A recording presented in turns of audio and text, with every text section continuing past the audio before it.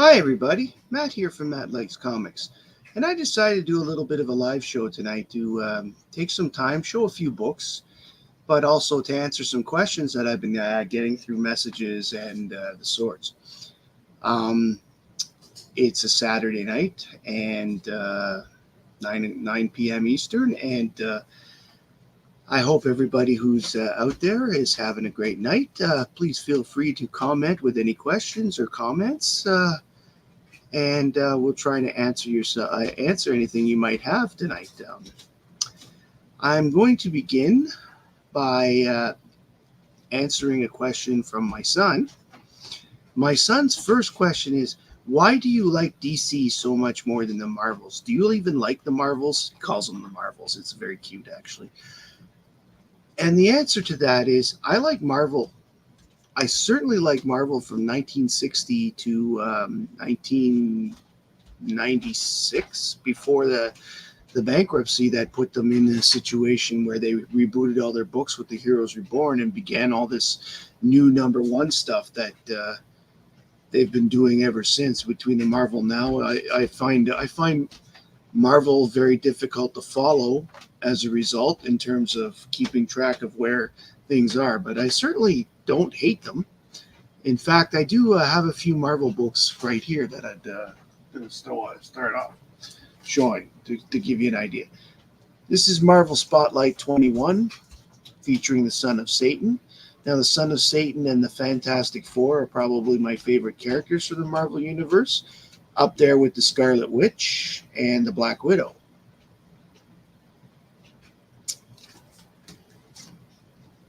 And here I've got the Son of Satan 22, which is the next issue after the other one. Sorry, from Marvel Spotlight 22. Son of Satan began in Marvel Spotlight with issue 15. I did a years and years ago, probably I'd like to say 2018-ish though. I used to do a blog on Blogspot about comic books, and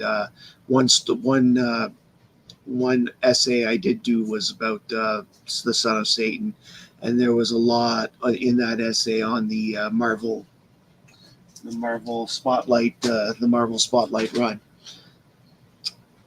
Hi Lyle, how are you doing tonight? Good to see you. I was just showing some Marvel books. We've got here is a Conan the Barbarian from the more recent Conan series by Marvel. I have been picking up some recent books. This is number 8, Legacy 283.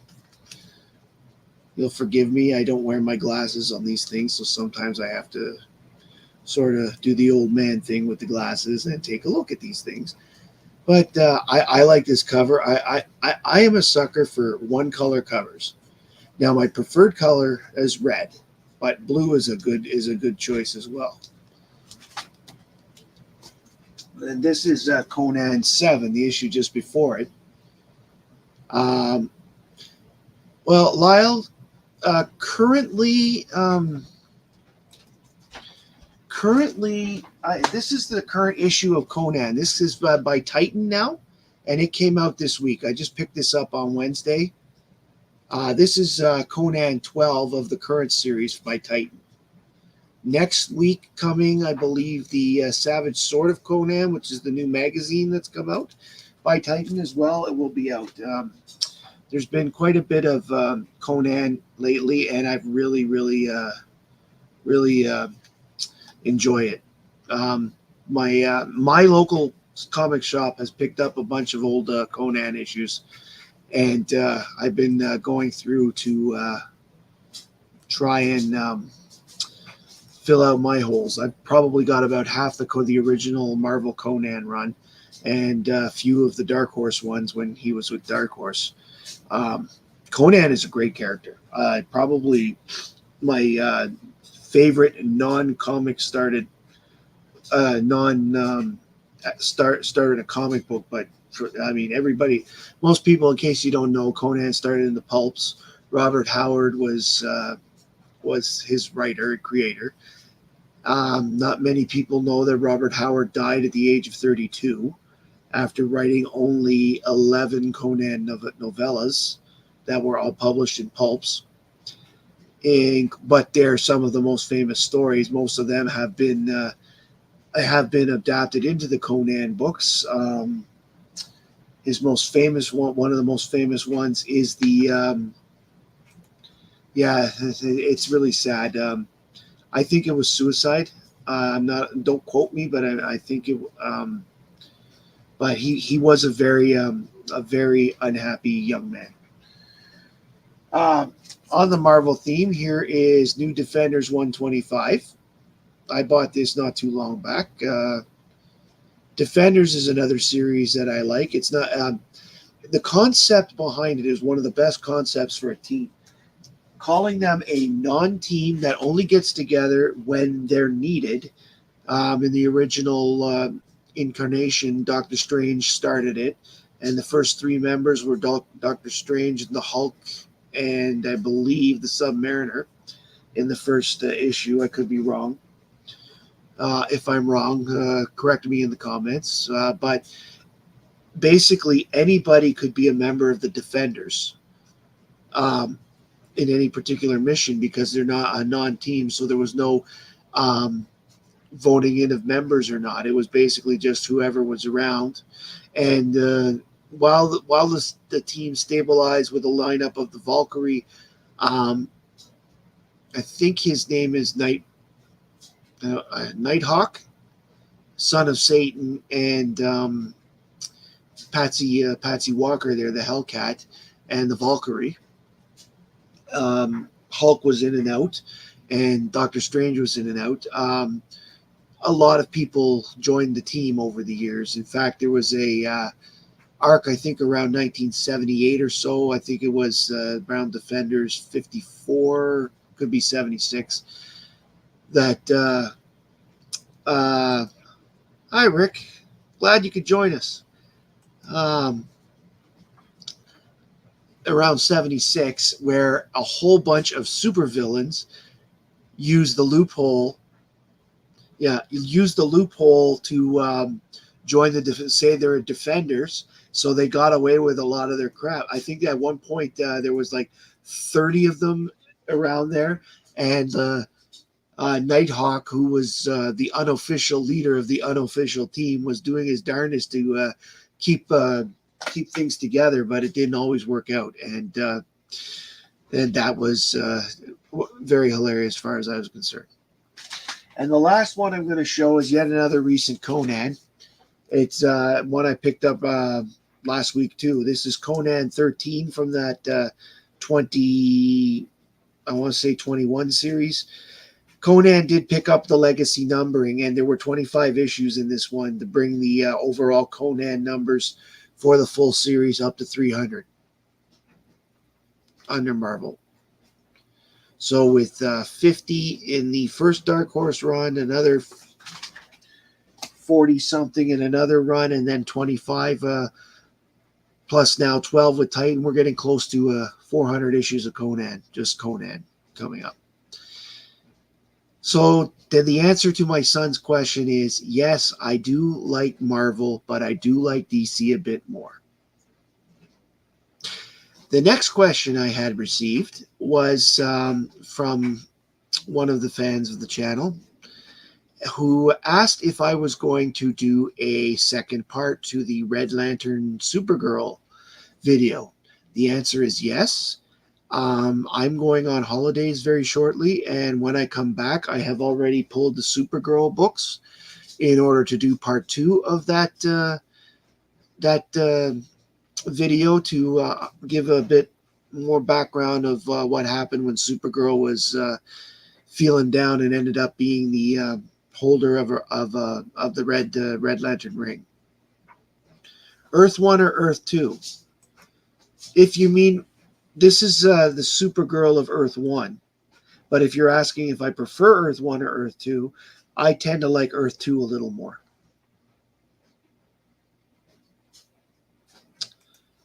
No, Lyle, I'm actually not going to go. I'm not going very, very far. I'm sticking close to Ottawa. I don't travel very well on planes, and I have my kids with me. My wife still has to work. Earth Smurf. Earth Smurf. That's an interesting one. I don't think I know Earth Smurf. Oh, wait. I get what you're saying now. I'm sorry. I look silly. Earth Smurf. Well, let's see. On Earth Smurf, my favorite is Smurfette. Followed very, very, very, very closely by Jokey. Jokey Smurf. I've got a whole bunch of Smurfs in the back room. I just haven't got room to put them out yet. I'm still reorganizing the basement a little for camera use, so things have been put away. Although I will say that the Azrael and the Black Smurf are interesting characters as well. The next question I got, I believe actually, Rick, you had asked me if I was going to do more Legion videos, and the answer is yes. I have a couple of them planned. I am a huge. I mean, after Supergirl, probably and Superman, the Legion are probably the best thing that DC. The idea of 3,000 years from now, a bunch of teenagers get together and do wonderful things for the universe, the galaxy, is just such a great concept, especially using them as have been inspired by the superheroes, particularly Superboy and Superman of the 20th century, is just absolutely fantastic. And it gives me a bright idea for the future. Speaking of the Legion, after that disappointing series that we had recently with Jonathan Kent in it, I think it was 2 or 3 years ago, this week, this book came out, Justice Society 10, of America 10. And in this book, the Legion makes an appearance. And the Legion that makes the appearance is the 1958 Legion that we're all familiar with. They've gone back to the old original characters. No changing of things for changing's sake. No, everybody in there is in the costume that they're supposed to be. The cover I particularly like because it's an homage to Adventure 300, which, as everybody who knows the Legion knows, that was the issue where the Legion finally got their own title to play with in Adventure. Yes, our Legion. Yes, our Legion. Yes, Rick. And I have Superboy 198. I think I'm 7 issues away from having the entire Superboy and the Legion run now. I've got a couple of Superboy Legions in this pile here. I can quickly show. This one here is Superboy and the Legion of Superheroes 237. I always like when they make Colossal Boy big on the cover, because at least that shows his power, because you don't really see a lot of Legionnaires other than Superboy showing their power on the cover. You get the odd Mon-El or Ultra Boy. But these are a good thing. That is cool, Lyle. I'm glad to hear that that other people out there enjoy Superboy and the Legion as much as I do. Here we've got Superboy and the Legion 239. Again, Superboy and Mon-El are taking the lead here. That was the only disappointment I had about the Legion, in the sense, those Legions, is that Superboy got, for a guy who was a part-time member, and I understand that the Legion is a Superman offshoot. The fact that Superboy seemed to be so big and involved in all of the adventures made me feel a little bit like that the Legion couldn't do much without him. One of the reasons I like the Action Comics run so much, and why I did a video series on them, is in those particular stories there were not a lot of appearances by Superboy. You finally get to see some of the other big members like Karate Kid, Ultra Boy, Monel, even Bouncing Boy make more contributions. Because in the 60s, if there was one thing that was certain in the adventure run, there would be 4 Legionnaires in every story for sure. You'd get Superboy, Brainiac 5, Sun Boy, and Saturn Girl. Those 4 were pretty much in every story. It actually surprised the heck out of me when Pharaoh Lad died that they only used Cosmic Boy and Sun Boy and Superboy as the usual ones that were there, and then used, well, Pharaoh Lad for obvious reasons. I apologize for the beeping. Our dryer just went off. The fact that Princess Projectra was used and Pharaoh Lad was used. Pharaoh Lad was always meant to die. If you ever have the opportunity to talk to Jim Shooter about it, which I have, he will tell you his original intent with Pharaoh Lad was to bring a black person into the Legion. And remember, he was only 14. He was told no. So when he was told no, he decided Pharaoh Lad's going to die. Because one way or another, he was going to make that character memorable. And sure enough, this guy created some of the best stories in the Legion. He left in 1968 for a little while, and then he came back in the 70s when they were in the Superboy era for a bit. He did a lot of writing for the Dave Cockrum era. He did the end, I should say, he did the beginning of the Mike Grell era, and then when Paul Levitz came on, Mike Grell left not long after, but Paul Levitz pretty much stayed on until at least until 225 or whatever, around there. I have to think about these things sometimes.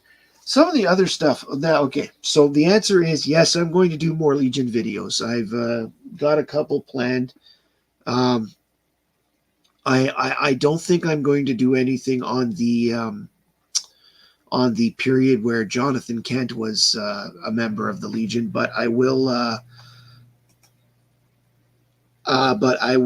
say that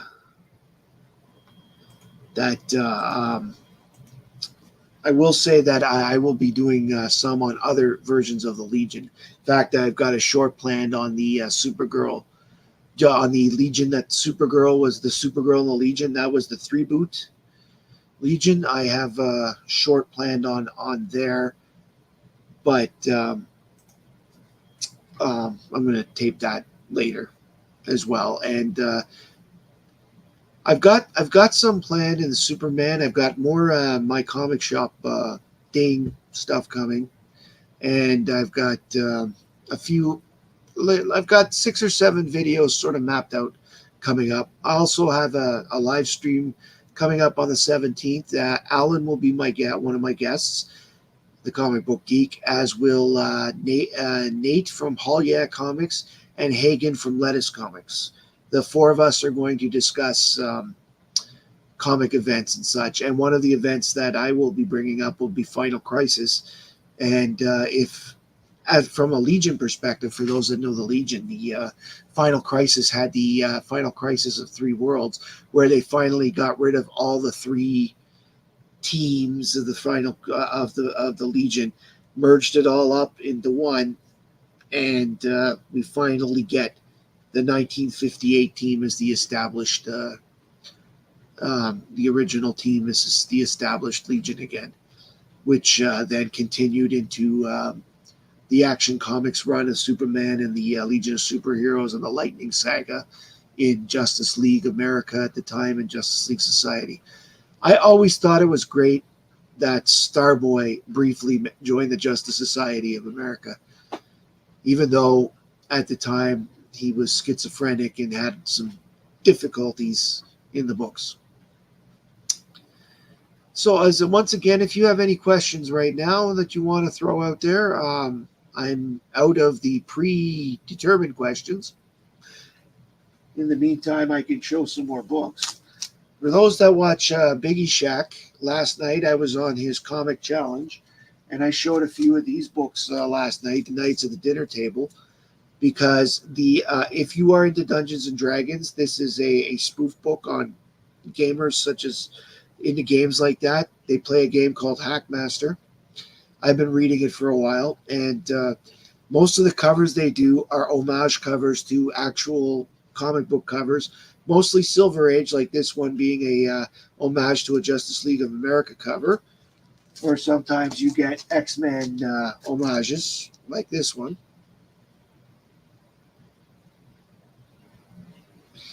Knights of the Dinner Table as a book currently comes out bi-monthly, and it's a double-sized one. Those two issues that I showed are a couple years old. I bought them as back issues from my comic shop on my last order that has arrived, and I'm filling in holes. It's what I do. I would. Okay, exactly, Rick. The fact that he's back 1,000 years before any medical treatments. I mean, we really are only knowing the beginning of schizophrenia, what causes it, what the effects are on it, and him seeing that still exists 1,000 years in the future, and he's not taking meds. But I have to say, Starboy was the hard luck character of the Legion. Most Legion fans know that when Starboy made his first appearance, he had a lot of power he was at a power level similar to Superboy, and he even had some powers like electrical vision that Superboy didn't have. And of course, he was born with his power to make things heavy by transferring mass from the stars, as they call it, to whatever the object is that he was putting it on. And of course, he was born with that power. And then he made his fateful decision to ride through a comet's tail. That's how he got his Superboy powers, which disappeared apparently at the wrong time. Legion of Superheroes 306 is a spotlight on Starboy. And this is where I get I think actually I have access to it.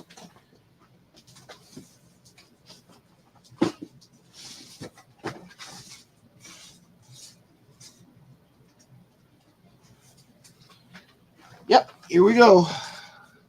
The box happens to be right next to the thing as I was pulling Legion books earlier, as I said. So I love this cover. It's a negative space cover.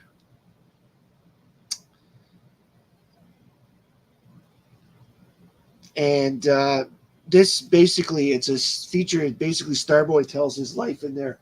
For those that remember or not, Starboy was the Legionnaire in Adventure 342, who killed another person. So he was expelled briefly and was a member of the Substitute Heroes for a while.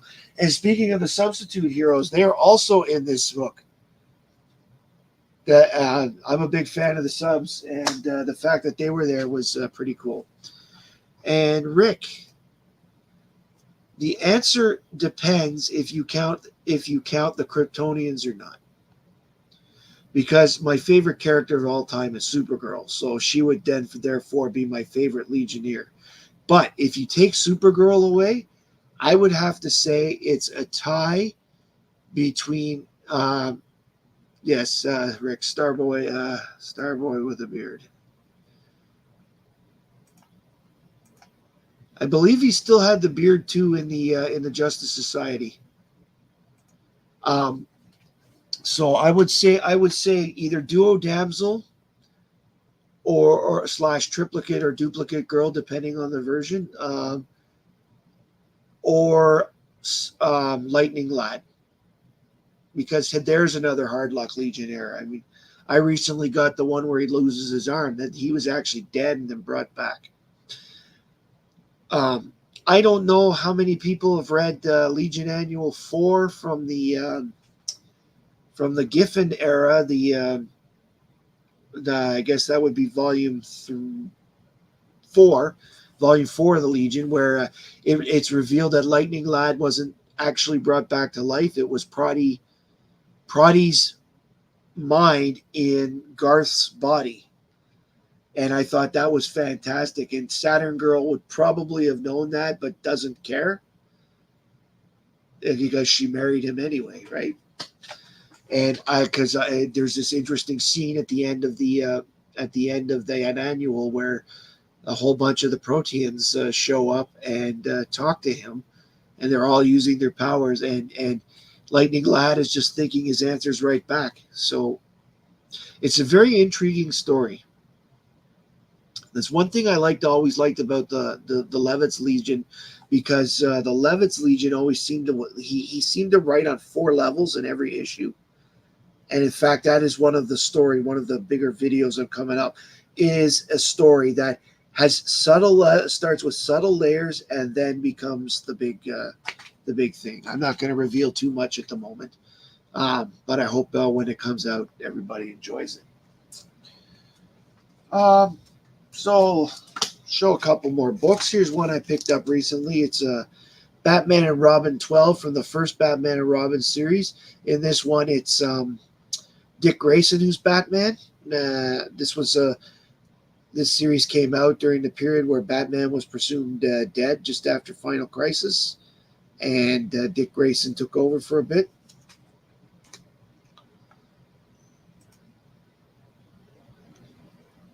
They're both good choices. In fact, Element Lad is smarter than he's given credit for.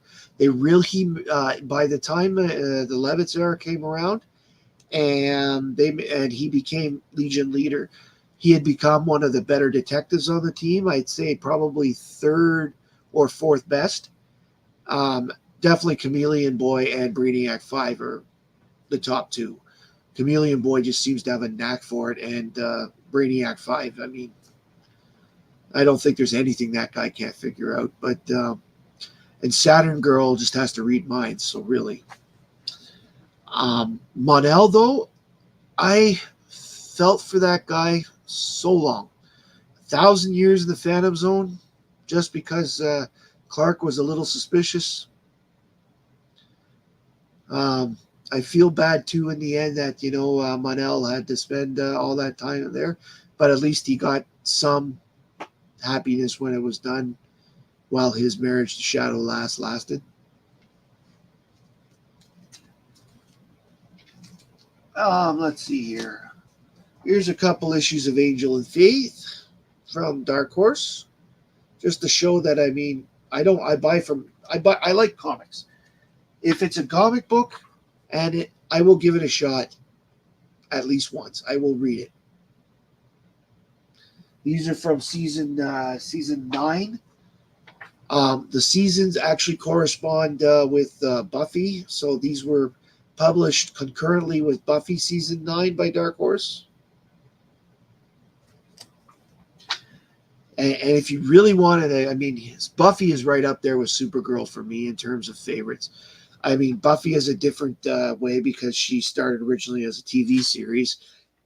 It only became a comic as a side thing in the first Dark Horse thing, where they were telling stories of her that were not covered on the television show.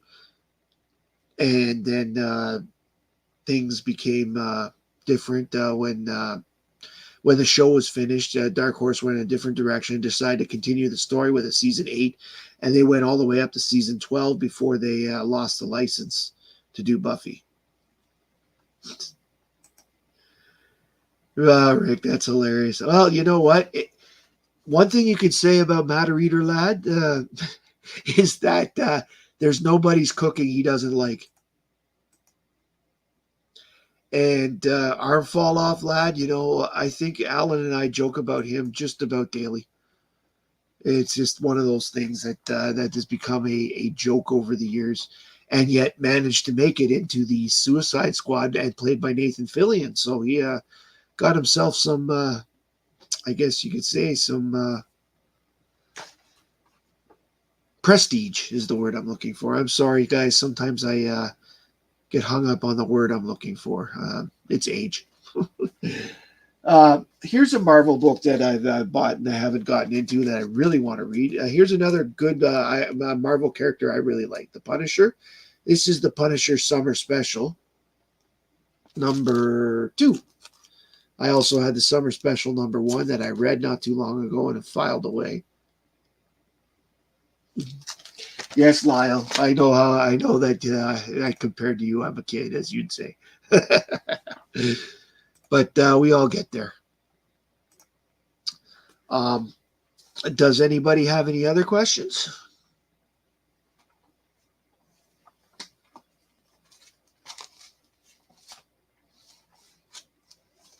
Here's a Convergence title. It's the last one. I've read the rest of the series. I haven't got around to 8 yet. This pile of mine that I have stuff I haven't gotten completely read seems to be flipping around a lot lately. I've been on a lot of shows and they've been using it a lot on live things. So they've been getting mixed up, and I haven't been able to focus, so to speak. Here's Rebirth Wonder Woman #19. This filled a hole, which pretty much gives me, I have 3 more I'm missing for this, and then I'll have filled in the Rebirth run. The first comic I remember buying, that's tough, because I know I bought comics before, but the first comic I remember buying is Superman 379 with because it had a Bizarro cover of the Justice League on it. I remember that book because, but I know that I bought many books before that. It's just I don't remember specifically which ones I bought and which ones my mother or my father picked up because they wanted to do it. Actually, during that period, in the late 70s, early 80s, some of the books that I was getting, my dad was picking, every time he went to the grocery store, he was bringing home some of these,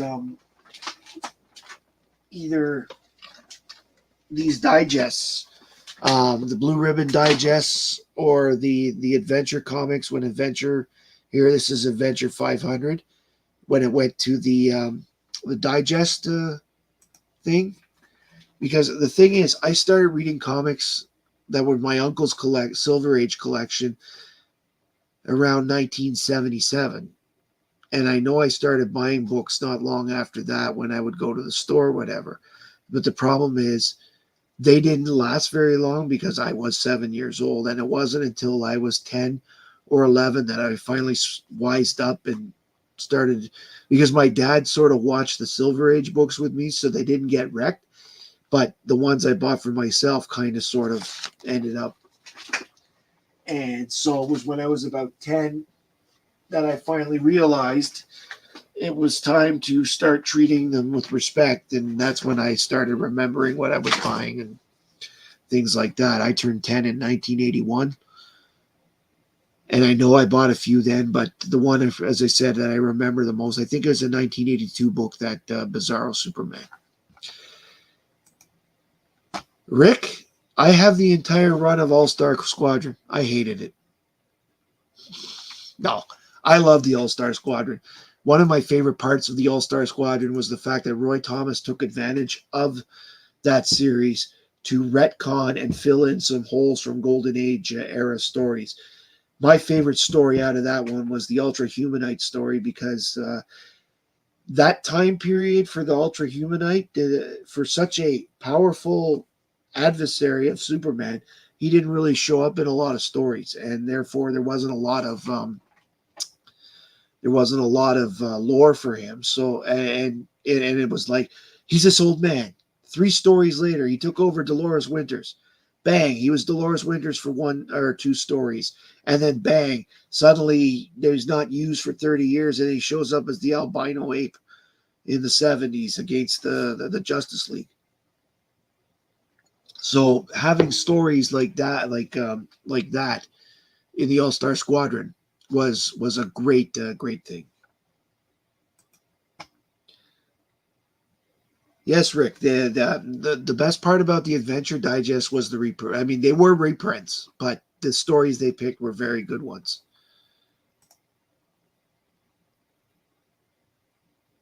Error Comic 1952. Okay, got it. That is a good yes. That error is is getting more popular too. I'm seeing that one on more and more lists of not necessarily Alan's lists when he does it, but other lists where it's the hottest golden age books. It's been on at least 3 or 4 top 50 lists in the last 6 months. And I would agree, Rick. He did great work on the AllStar Squadron. He did great work on Superman afterwards. I'm not too sure what else he did personally that I've read, but I'm sure he's done other work. In fact, we could probably look that up, but I don't want to be off the screen at the moment. So, anybody else want to mention their favorite artist? We can share and have it up on the screen.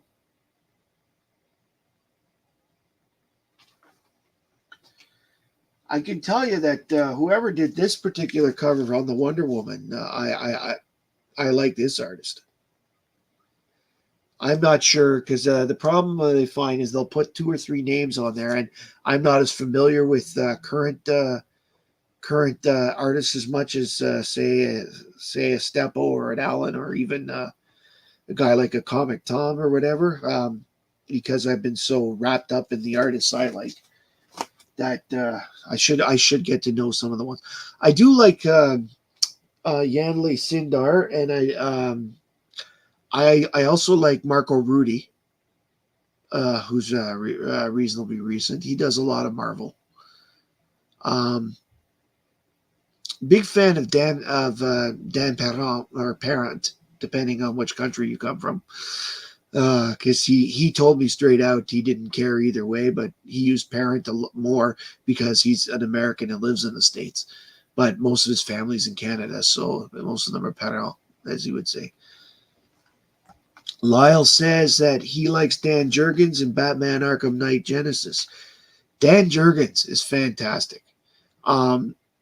If any of you watch Biggie Shack and you know who D-Runk Comics is, D-Runk's favorite Superman artist is Dan Jurgens, and he will buy Dan Jurgens stuff in slabs if he can get them in 9/8 because he absolutely loves Dan Jurgens. Jurgens was a pretty good writer and a pretty damn good artist.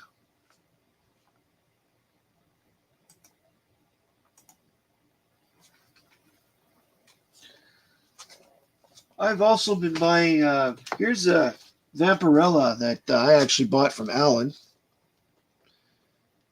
It's my first one. I haven't read it yet. I'm waiting for the kids to not be around long enough for me to get into it because I'm not quite sure what the content is. My kids are not young, but they're not old enough either. So.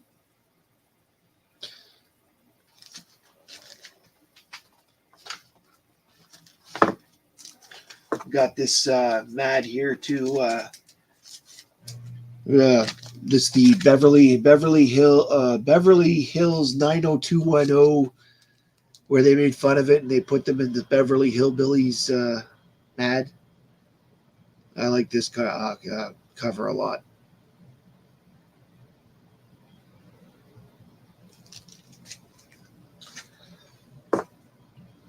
Anyway, we're going to wrap up shortly. I'm just wanted to come on tonight to answer some questions that I'd received, and I think Rick, you were the one that asked about the Legion. So I'm glad that one of the people that asked questions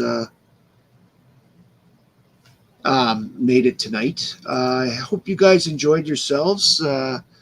If you like the channel, if you like what you've seen, like, subscribe, comment, and so on.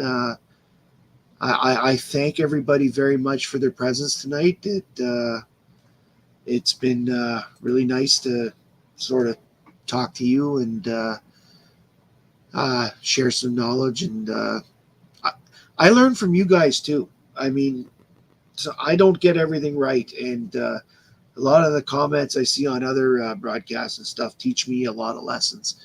And I'm always willing to learn new stuff myself because we can't always know it all. But for those paying attention, also the new Overstreet comes out on the 17th of July. So for those who know who Stephen Gettner is, he's going to have a new It's going to have a new essay in the new issue of Overstreet coming out in a couple weeks, and I hope everybody has a wonderful weekend. For what's left of it, and if you're having vacation time like myself, that you get to have some relaxation time with your family and friends. Anyway, my name's Matt, and I really, really, really like comics, and I hope you do too. Bye, everybody.